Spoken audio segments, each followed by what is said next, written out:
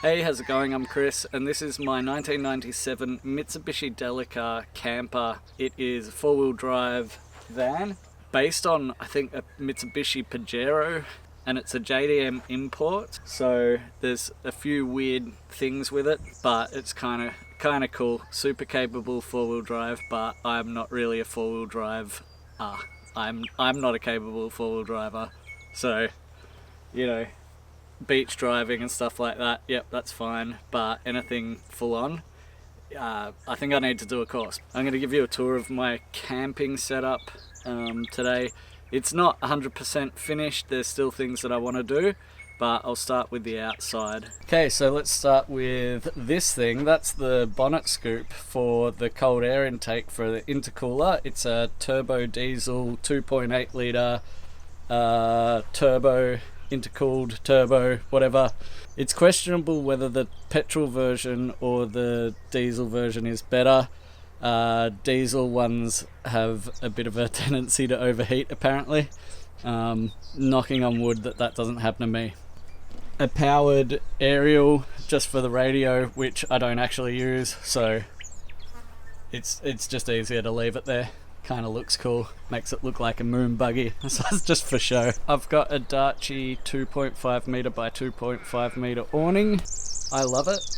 It's canvas, it's pretty heavy duty, it's easy to put up and easy to pack down. Got my table that folds up in the back. I've replaced the head unit that was there with the Sony head unit with Apple CarPlay and Android Auto. This van is an automatic with the shifting lever here, the super select four-wheel drive modes there. When I did the conversion, I just got a bit carried away. It's not fully converted, but I did get carried away while I had things out. I thought I may as well redo the carpet, so there's nice new carpet there, so it smells pretty good.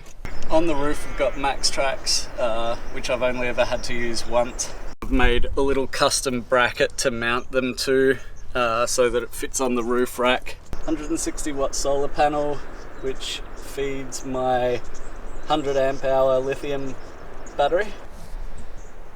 230 shower awning tent. Let me know if you'd like any reviews on this stuff, by the way, because I'm just going to run through it all pretty quickly right now. Let me know in the comments what you want to know more about. A little dark in here at the moment, but that's my bed. I got some random storage under there right now. Toilet paper, hiking bag, bits and pieces, towel, board shorts, just stuff that I can grab out that I might want to use during the day. Under this section here is my lithium battery, and right now I've got an LED light that's like color changing underneath. The other light I just use a little lantern thing. These are crush lights from Goal Zero. They got a little solar thing on top, solar panel on top. They crush down. They're cool.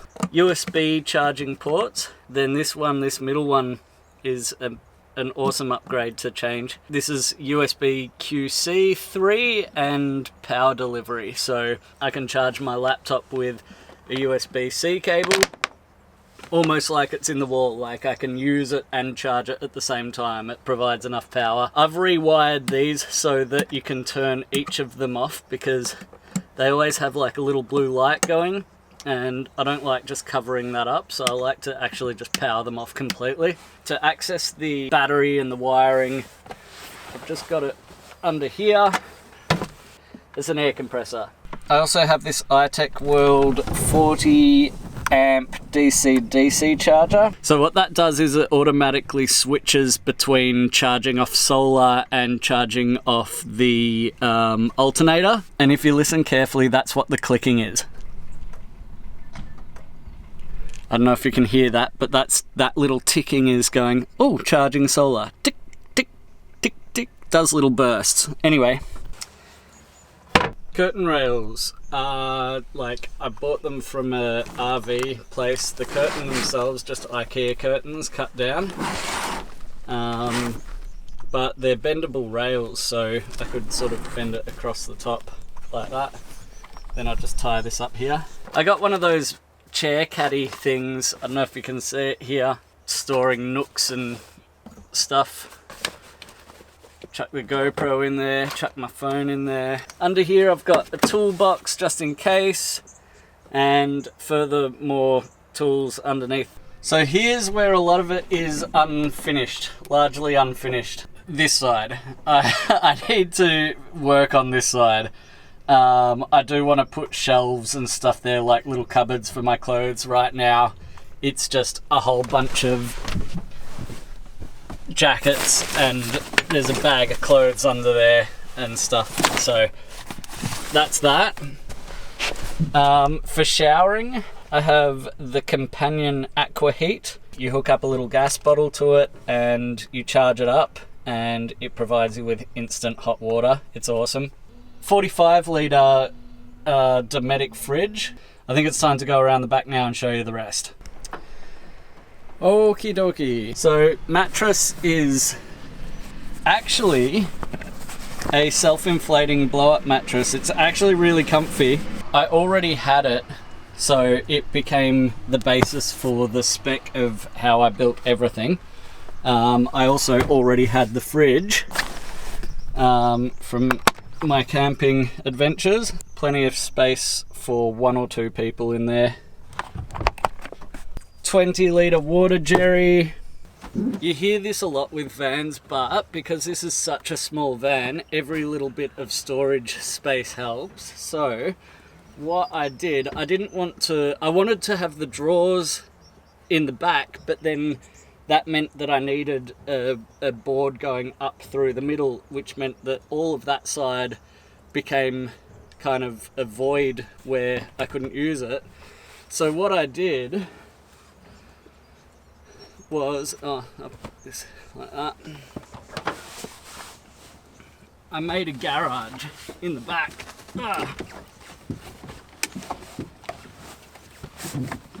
So I've got lots of storage under here, and I guess I'll have to show you that in a second. But that's basically the garage. I got